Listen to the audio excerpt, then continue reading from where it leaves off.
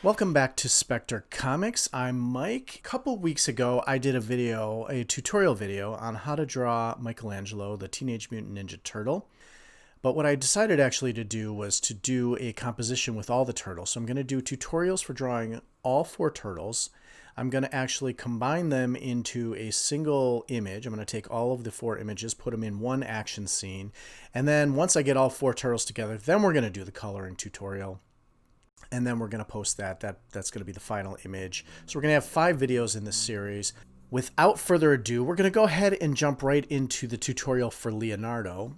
And we're going to start by looking at the original Michelangelo drawing. I'm going to increase the canvas size for my sheet. And then we're going to start out by blocking out an action pose for Leonardo. Now, what is going on is I'm just really quickly sketching the pose I want, and I kind of envision Leonardo kind of jumping up in the air, pulling out his katana over his head, and then striking as he lands on the ground whatever enemy he is attacking. So we're going to start with a kind of a stretched out vertical pose, and we're going to do a quick skeleton sketch to get our arms, legs, head, and everything kind of lined up.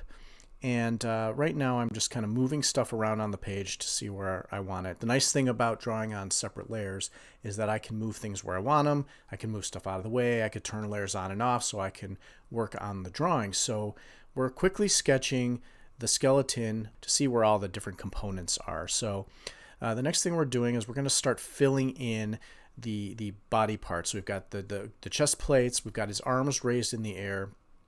And we got his arms kind of reaching back to get the katana, and actually they're already pulled out of their sheaths and he's going to get ready to strike, but we'll draw that in later. Again, if you've seen any of my tutorial videos, you know I start with really sketchy half-tone drawings as kind of an underlay to do the final drawing. So we're just kind of figuring out where everything's going to go. We're sizing it up. Again, nice thing in Photoshop is that I can scale things up or down if I draw them too small or too big initially. In fact, the overall drawing right now is a little bigger than the Michelangelo. Eventually I'm going to want to, once I get everything together, I'm going to want to scale everything down. Both Michelangelo and Leonardo are relatively the same size when I'm done. So again, just quickly filling in the various components. And if I can just get into a little more detail about what I'm actually doing here. Now that I've got the skeleton and the rough outline of the character down, what we're going to do is we're going to go ahead and start filling in the detail. I usually start with the head, go up right to the eyes, and kind of I want him to have this kind of scowl, little intensity to him. Working on the bandana now, wrapping that around his head. Now, due to the fact that he's jumping up over, he's got his head kind of tilted down forward, you're going to see more of the dome of his head, a little more than Michelangelo's just got more of a 3/4 turn on his face.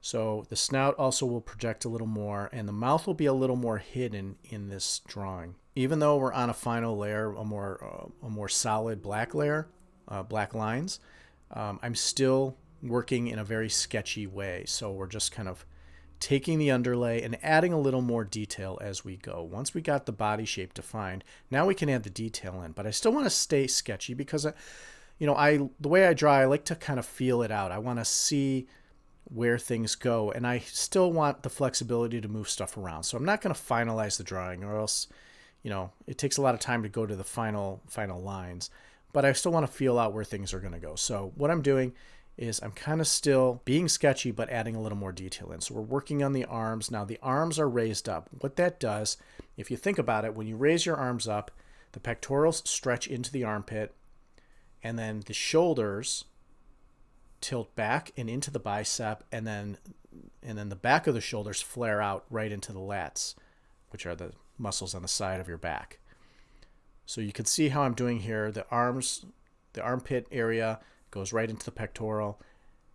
The lats are shaped, and then the arms are going up. I'm even drawing the triceps underneath the biceps because we're seeing the back of the arm. Now we're going to kind of shift down to the lower part of the body, including the legs, kind of getting the legs. And I had a lot of trouble with the legs themselves because I wanted it to look like he was flying, but I didn't want to look like he was in a pose. I wanted it we're capturing an action moment in time. So I played around with different versions of the legs.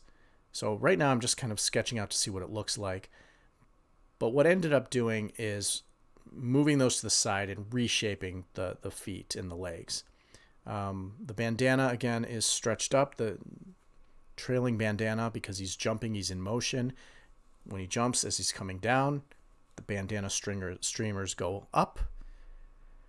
And then we're going to draw a sash across his chest that ties into his leather belt where he keeps his katana on his back. And now I actually had trouble with the arms. I actually had to go into the bathroom and take a picture of myself with my arms over my head holding a handle to see what it would look like if the katana were in his hands. As you've probably seen in some of my videos, I struggle with hands, especially when they're in odd perspective. And in this case, this is a very odd angle, basically from, looking at the bottom of the hand, the bottom of the palm on a side angle, holding something, gripping the swords, the katana. So it was a really hard angle to kind of get right. So I actually went into the bathroom and I took a picture of each of my hands over my head, holding the katana to try to get the overall shape. And then I just kind of did a quick sketch here of what I drew of my own hands, or what I saw in the picture of my own hands, and then tried to apply that to the same action that Leo is in right now. So right now we're just working on the forearms and trying to get the shape of the arms correct as they're up and over the head. Again, all the turtles have, at least the way I draw them, they all have elbow pads and knee pads. And I also want to remind you that when I draw, one of my recommendations for anybody using, whether you're on paper or on a tablet, is to rotate the drawing so you can have more pen control and draw down towards yourself. Usually when you do that, you can get smoother lines. Again, we're still being sketchy here, but we're starting to kind of get all the pieces in place as we're drawing. As I'm seeing things, I'm kind of moving stuff around. I'm chiseling away. Again, I draw very sketchy, and then I use the eraser tool to erase and kind of shave away at the line to get the lines the way I want them. So here I just moved the legs to the side. We're going to try a different pose. I actually grabbed a Spider-Man swinging through the city image to get, because Spider-Man always is drawn with very dynamic legs. So I grabbed a picture of Spider-Man swinging through the city that I found online, and I kind of used his legs here. So what you're seeing here is not a Leonardo legs, they're actually Spider-Man legs. And this is just a pose where he's swinging through.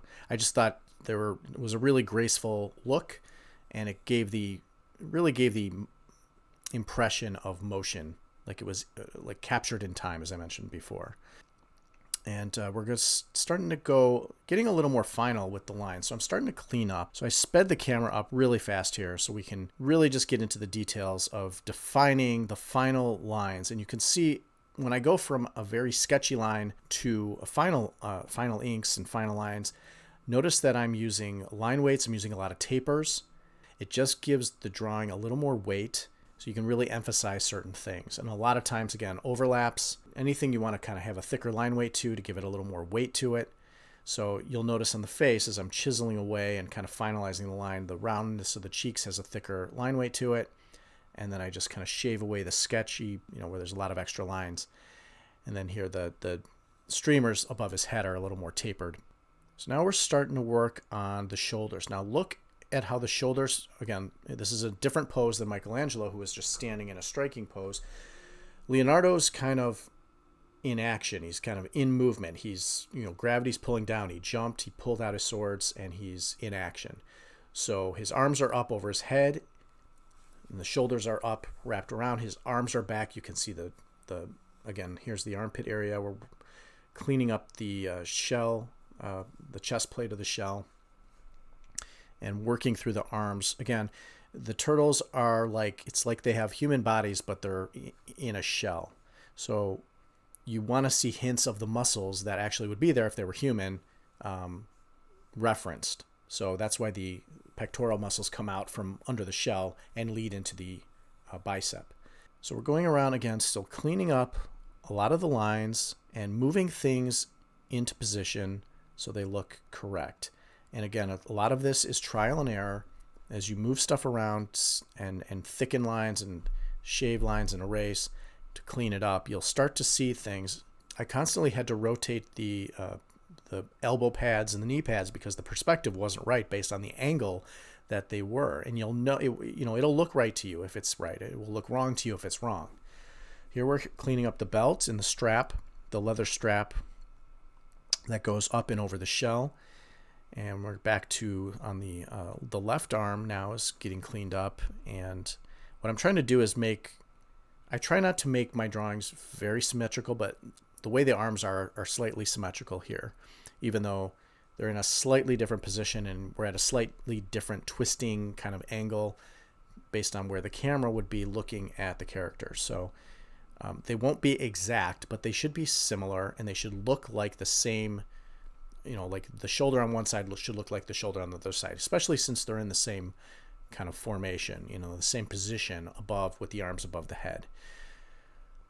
We're going ahead and cleaning up the lines that separate the 6 sections of the chest plate, cleaning up the area where the legs come out, and notice that the belt kind of goes straight across the chest because the chest is a relatively flat piece, but then once it kind of tilts up and back, again, Leo's leaning slightly forward, so the perspective of the belt is going to slightly shift upward as it goes around the shell. Now we're getting into the legs and the leg muscles here.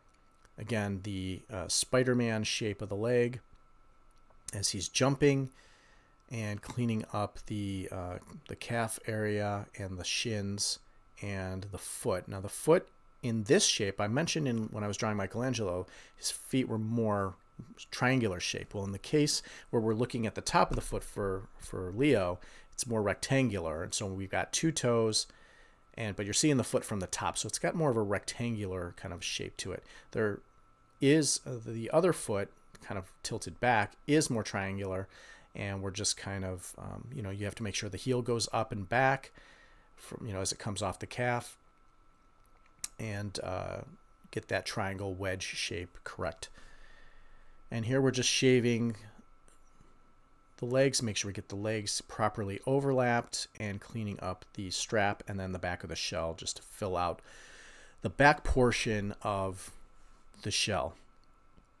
So we're kind of, again, drawing down and shaving down to have pen control to get a nice smooth line around the curve of the shell. We're finishing the bottom part of the shell. Now that Leo's jumping, you should be able to see the bottom part of his shell clearly visible since his legs are kind of spread in his jumping position.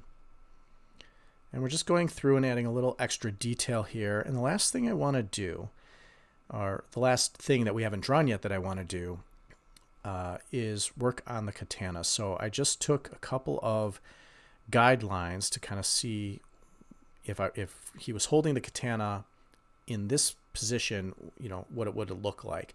So the idea is that he's, they're slightly tilted back and he's got his hands on the handle of the swords, but they would kind of come through. So I've already drawn the grip as if they're grasping something, but there's obviously nothing in it yet. So we're drawing the katana kind of slightly angled and tilted back. Again, they're not symmetrical either because their hands and the grips are in slightly different positions, but the idea is that they're in motion. They were just drawn out of the sheaths that he carries on the back. He usually carries his katana on his back. Finishing off the bandana streamers, the back of the bandana strips, as again he's jumping in the air and they're flying up as he's landing down on the ground before he strikes. Again, just cleaning up the lines. We're still going through final cleanup of the lines, and notice the various line weights. Now I copied the hands over because once I put the swords in the position, if I messed up the hands when I started erasing where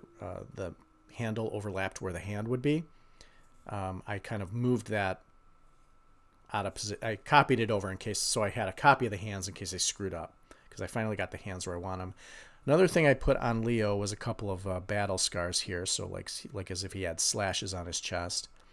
And the next thing we're going to do with the final turtle drawing here is we're going to move the turtle into position. So we got Michelangelo in the foreground with Leonardo in the background, and they're going to be, when I have all four turtles lined up, they're going to be kind of in a tight group. So there's going to be a little overlap. So even though I drew the complete Leo, I wanted to show him kind of in the background, and then I overlapped and screened out his leg, which is behind Michelangelo. And then this is just a finished image. Again, we're going to draw a final image of all 4 turtles once I have all 4 turtles drawn. We're going to do tutorials of Raphael and Donatello next. And once we get all 4 turtles, we will color them in and get them completed. And that is it for this video on how to draw Leonardo from Teenage Mutant Ninja Turtles. Hope you had fun following along. Let me know in the comments below if you found that helpful. I'm trying to figure out better ways to show people how to draw things. It's not easy to figure out what people need to know. So I tried a different method than I did with the Michelangelo video. So if you found this video helpful, let me know in the comments below. And if you thought I could have changed, maybe explained something a little better or showed something a little better, let me know. I want to have the next 2 videos be a little more informative, because I know it's hard to follow along sometimes with drawings, especially when I'm speeding up the video. But anyway, give a thumbs up to the video if you thought it was helpful. Go ahead and subscribe to the channel, not only to get more content from me, but also you're not going to want to miss the Donatello and Raphael videos that are coming soon, as well as the coloring composition video that we're going to do after that, after we get all turtles together. Follow me on Instagram. All my art is posted there, including the images from this video. And thanks for watching. Have a nice day. We will see you next time. Bye.